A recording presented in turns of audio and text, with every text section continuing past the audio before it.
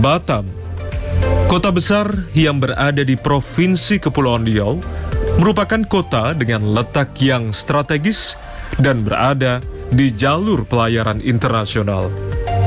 Kota ini menjadi pusat aktivitas masyarakat yang menawarkan segala kemewahan.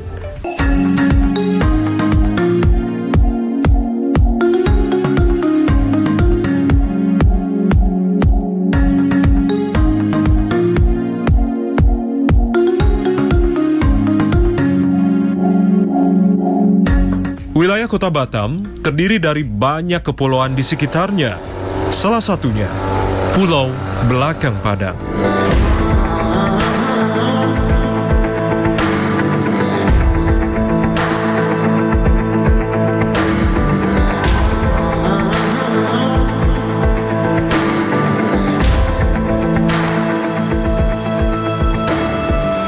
Belakang Padang sendiri merupakan pulau yang berada di garis terdepan Indonesia dan berbatasan langsung dengan negara tetangga Singapura.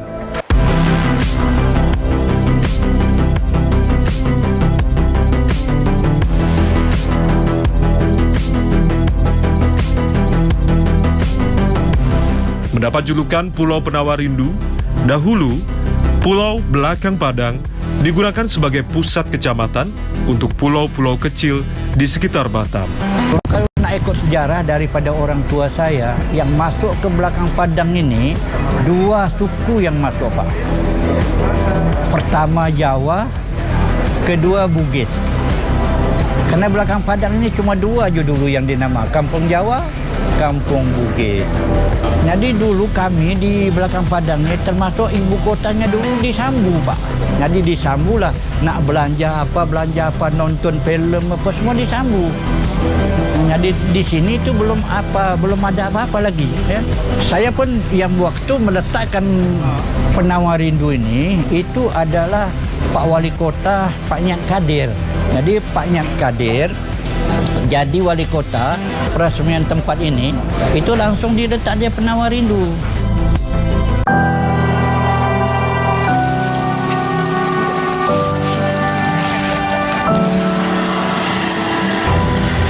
Belakang Padang dikenal juga Pulau Penawar Rindu, ya, adalah kecamatan pertama di Kota Batam, Provinsi Kepulauan Riau.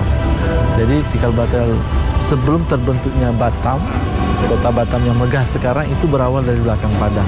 Administrasi pertama itu di sini, kantor camat pertama itu di Belakang Padang.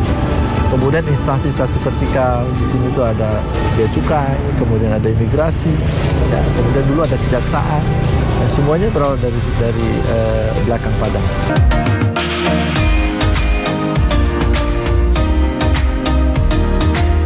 Jadi di sini ada yang unik, di sini tidak ada kendaraan roda 4. Ya, kendaraan roda 4-nya ada, tapi cuma 3. Dan itu yang akan kita pertahankan sesuai dengan Bapak Wali Kota. Yang pertama adalah untuk kebersihan, mobil sampah.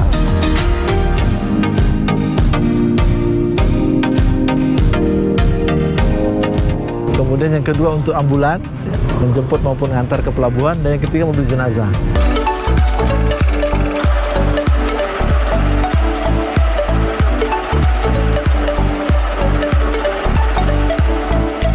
Karena kami di kepulauan, transportasi yang utama di sini adalah bot pancung, bahasa sini ya. Bot pancung itu transportasi laut. Kalau dulu sebelum ada bot pancung itu pakai sampan tentunya. Bekiau, bahasa orang kita kampung ini bekiau ya. Bahkan dulu orang tua kami, datuk kami itu menjalin hubungan perdagangan tahun 60-70 itu langsung ke Singapura dijual hasilnya, baik ikan, ya, terus kemudian arang, ya, hasil-hasil di Belakang Padang dijual di Singapura, kemudian membeli sembako dari Singapura. Karena pancung ini, Pak, mulai tahun berapa saya sudah 2 kali megang. Pertama pakai dayung dulu di sini, kemudian baru pakai mesin kecil kan, kemudian masuk buat gini. Memang dari tahun berapa itu, tahun 52-50 sudah mulai nih pancung bergerak. Karena dulu jarak jauhnya tak ada. Jarak jauhnya Sambu Belakang Padang. Jadi kalau dulu lah perbedaannya saya rasa ada kurang lebih aja. Kalau kita dulu kan nak pergi ke Singapura, ya ada yang pakai paspor, ada yang tidak kan. Nah, kalau kami terus teranglah dulu nelayan ni kan Asal dah tengok bubu ada ikan, langsung bawa ke sana. Dah habis jual ikan, balik. Tetapi kalau pegawai-pegawai ini memang tetap ada peri dulu kan, menggunakan paspor.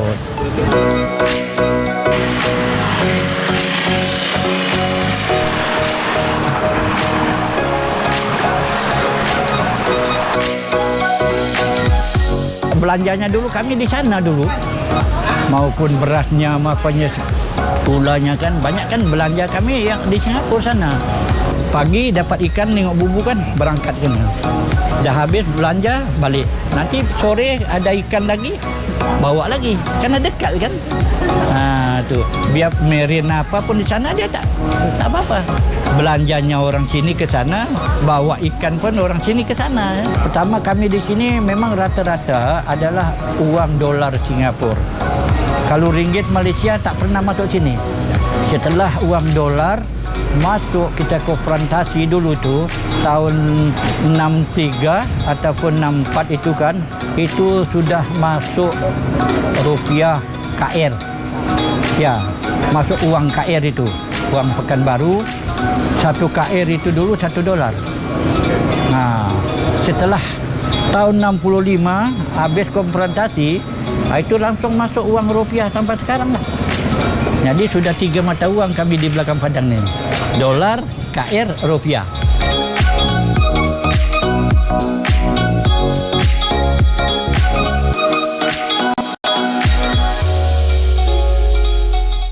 Transportasi setiap hari di belakang padang ini untuk bekerja ataupun untuk ke Kota Batam itu menggunakan pancung.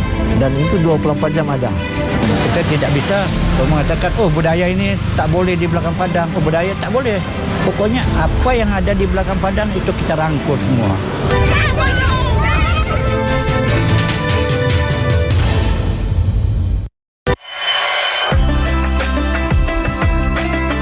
Komedian Indonesia akan menemani Anda dengan sketsa humor yang mengundang tawa. Membuat puasa Anda lebih semangat dan ceria. Jelang Beduk, komedi Bikin Happy setiap hari pukul 16.40 waktu Indonesia Barat. Saksikan komedi Bikin Happy setiap hari di Malam Ramadan hanya di TVRI.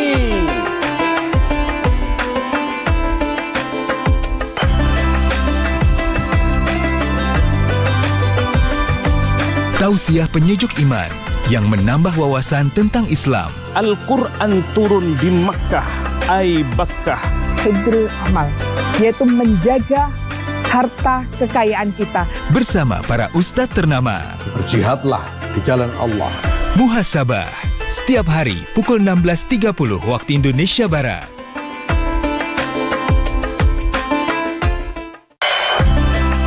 Ramadan, bulan menuju kemenangan. Salah satu kerinduan yang dinanti umat muslim dunia saat Ramadan adalah sholat tarawih.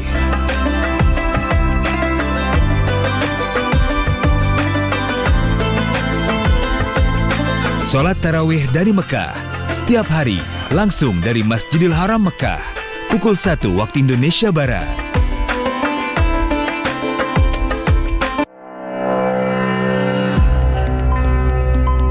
Pagi hari, saatnya perdalam kajian religi penyejuk hati.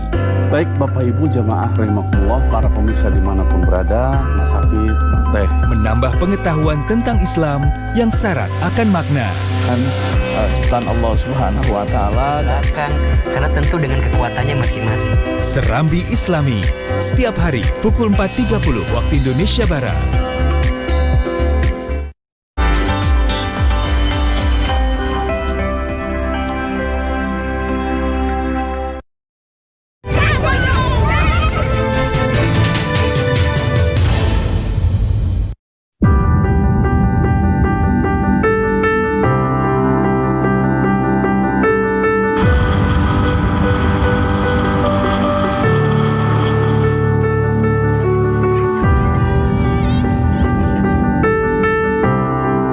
Jadi dengan secara administrasi kita ada penduduk sekitar 21.000 di seluruh pulau itu, dengan jumlah pulau itu sebanyak 166 pulau sebelakang padang.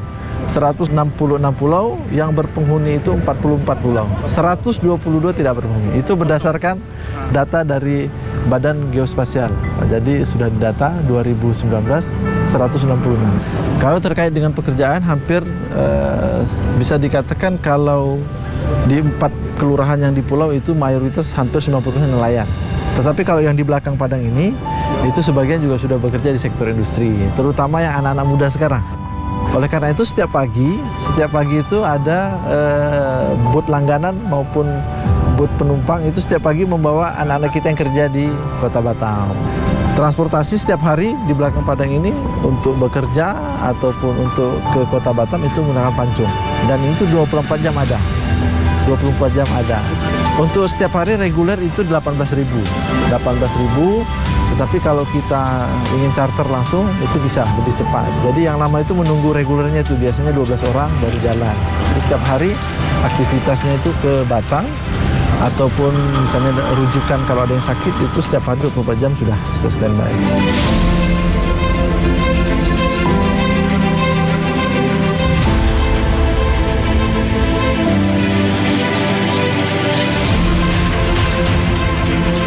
Terkait fasilitas, alhamdulillah di sini sudah lengkap semua, baik dari listrik kita sudah 24 jam, terus kemudian fasilitas air, kita sudah ada dam, terus kemudian yang terbaru kemarin tahun 2018 sudah diresmikan SPRO, pengolahan air laut menjadi air tawar.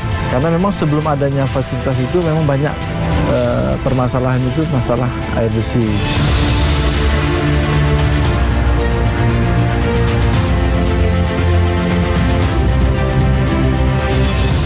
Kita punya 6 pustu, 1 puskesmas, kemudian bidan itu ada sekitar 14 bidan desa. Sekolah juga dari berbagai tingkatan itu sudah ada di sini. SD, SMP, SMA, dan MA, Madrasah Aliyah. Bahkan dari 6 kelurahan itu ada SMA, peran perhatian pemerintah itu SMA ada 5. Hampir setiap pulau itu ada SMA.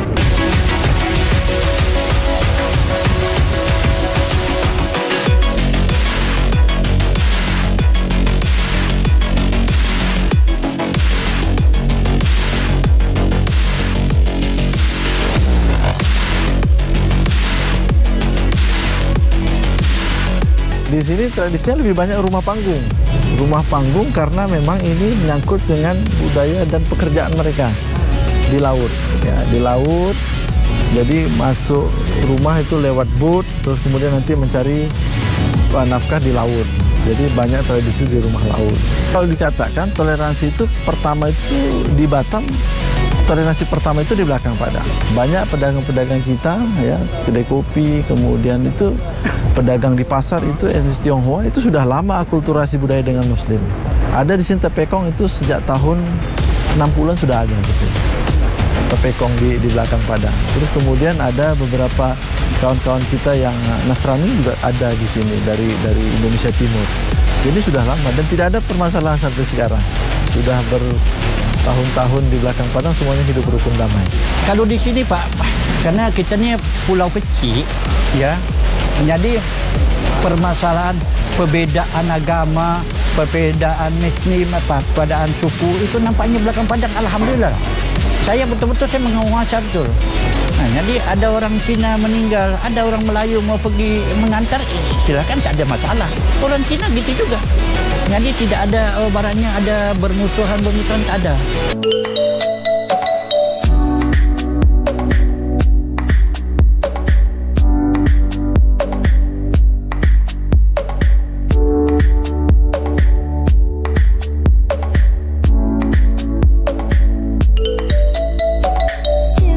Saya sebagai orang tua, jangan sampai kita belakang Padang ini berpecah belah masalah suku, ya, masalah budaya. Ini yang kita jaga. Jadi kalau kami sekarang di sini, kalau saya sebagai tokoh lah, ya, jadi saya tidak lagi menyebutkan budaya Melayu, budaya belakang Padang. Jadi terangkul semua kita. Jadi kalau kita sebut ada budaya Melayu, yang lain-lain nanti Pak, saya bukan orang Melayu, kata dia kan. Ya, jadi ada yang bisa dipakai dia, ada juga yang tidak dipakai dia kan. Tapi kalau kita bilang budaya belakang Padang, semua kena. Kita tidak bisa mengatakan, oh budaya ini tak boleh di belakang padang, oh budaya tak boleh. Pokoknya apa yang ada di belakang padang itu kita rangkul semua.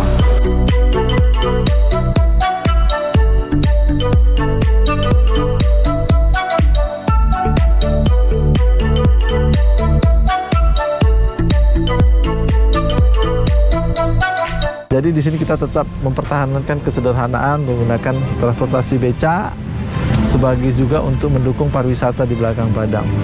Saya merasakan aura belakang padang tuh sudut-sudutnya, dan saya rasa belakang padang tuh cukup indah. Pesan itulah timbul ide, kenapa tidak diciptakan satu lagu belakang padang agar perekonomian dan warga belakang padang agar bisa membaik.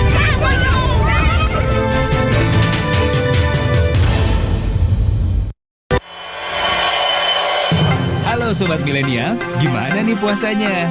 Di episode ini, Ranggi akan ajak para sobat untuk belajar lebih banyak tentang makna Ramadan dan toleransi dalam perspektif Islam.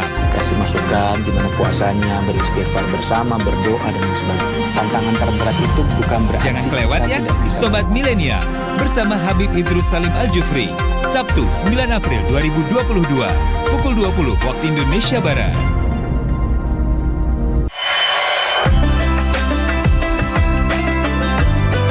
Perubahan waktu tayang program selama Ramadan.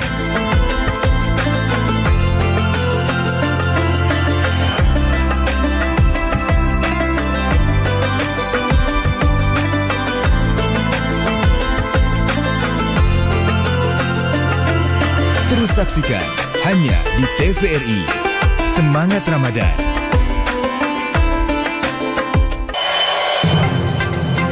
Selamat malam saudara, Anda kembali menyaksikan Dunia Dalam Berita. Informasi mancanegara dari berbagai belahan dunia kami sajikan untuk Anda. Isu keamanan, politik luar negeri, ekonomi, budaya, hingga hiburan kami rangkumkan. Saksikan Dunia Dalam Berita, Senin hingga Jumat pukul 21 waktu Indonesia Barat. Kisah Ali Taufan yang berjuang memperbaiki keadaan kampungnya.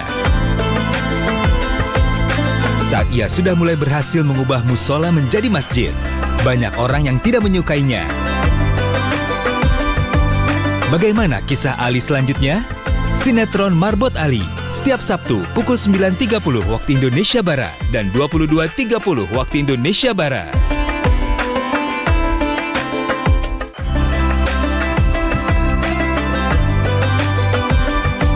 Tausiah penyejuk iman yang menambah wawasan tentang Islam. Al-Quran turun di Makkah, ay Bakkah.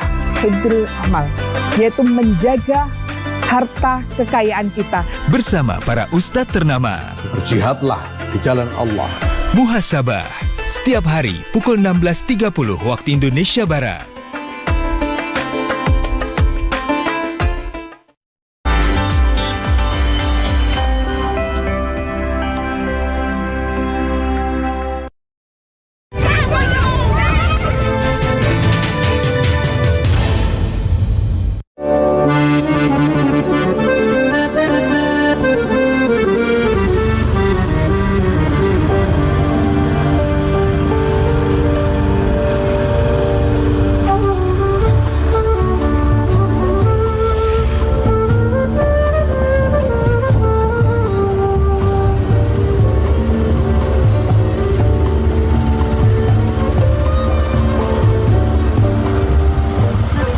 Kalau kau dah kene air belakang padang, engkau pasti nak datang lagi. Sebab pulau ini pulau penawar rindu.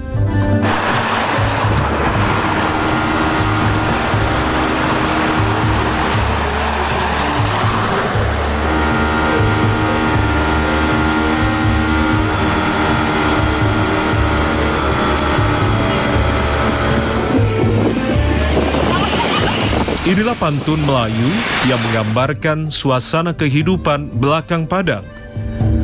Pulau kecil yang menawarkan kerinduan bagi mereka yang pernah menginjakkan kakinya di sana.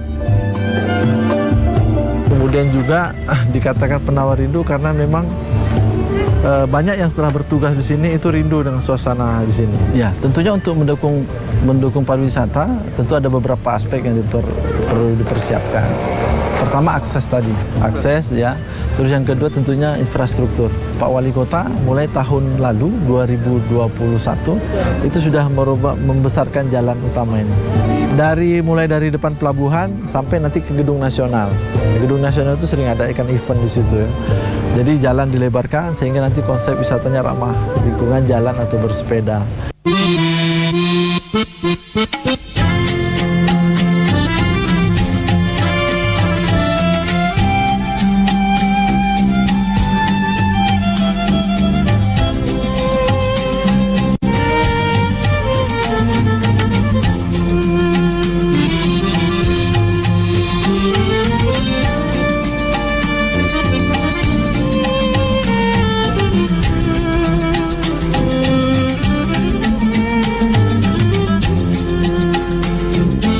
Jadi di sini kita tetap mempertahankan kesederhanaan menggunakan transportasi becak sebagai juga untuk mendukung pariwisata di belakang Padang. Jadi banyak budaya-budaya Melayu asli dari belakang Padang.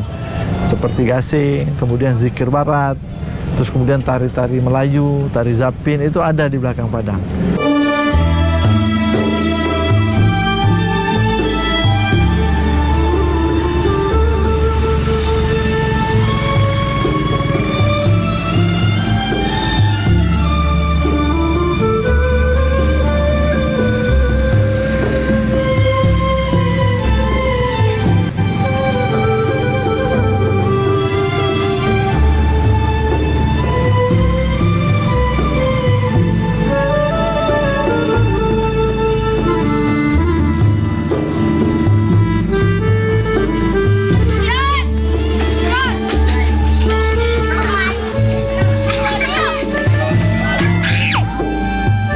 Pemerintah saling membantu, saling bahu-membahu untuk fokus pada pembangunan infrastruktur dan supaya event-event tahunan di belakang Padang agar segera kembali berjalan lagi untuk perangkat desa, kelurahan, kecamatan saling bahu-membahu untuk fokus memperhatikan seperti nelayan, pedagang pasar, untuk lebih fokus lagi memperhatikan mereka agar perekonomian dan warga belakang Padang bisa membaik seperti sebelum Covid, karena berimbas sekali untuk warga belakang Padang. Karena sayang untuk belakang Padang ini mungkin potensi wisatanya sangat tinggi sekali. Seperti sebelum Covid itu ada warga-warga mancanegara, wisatawan mancanegara seperti dari Korea, Singapura, Malaysia itu berdatangan. Tapi setelah Covid melanda itu tidak pernah masuk lagi.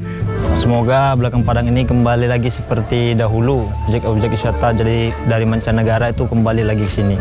Harapan kami kepada pemerintah untuk lebih memperhatikan sekolah kami yang jauh dari kota atau jauh dari kota Batam, dan sekolah yang kecil yang anak muridnya juga sedikit. Jadi kami harapkan pemerintah lebih memperhatikan sekolah kami.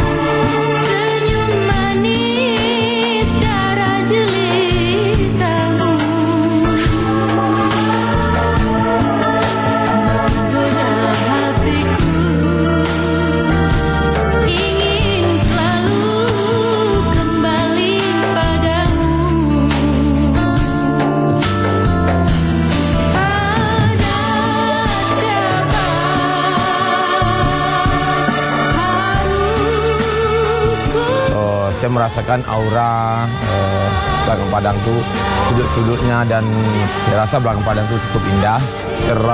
Terinspirasi dengan suasana Belakang Padang, ya saya ciptakan lagu Belakang Padangnya. Kalau tidak singgah ke Belakang Padang tuh kayak apa? Pesan itulah timbul ide. Kenapa tidak diciptakan satu lagu Belakang Padang? Dalam perkembangannya lagu Belakang Padang itu biasa-biasa saja, tapi alhamdulillah Kepala Dinas Pendidikan Pak Muslimuddin saat itu menjadikan lagu Belakang Padang itu lagu dalam festival seni dan olahraga setiap tahunnya di SD, SMP, dan SMA waktu itu. Jadi harus dinyanyikan sebagai lagu wajib. Pada siapa harus ku bertanya, siapa dia yang mengikat sukma? Belakang Padang, kaulah penawar rindu, jemput aku datang ke kotamu.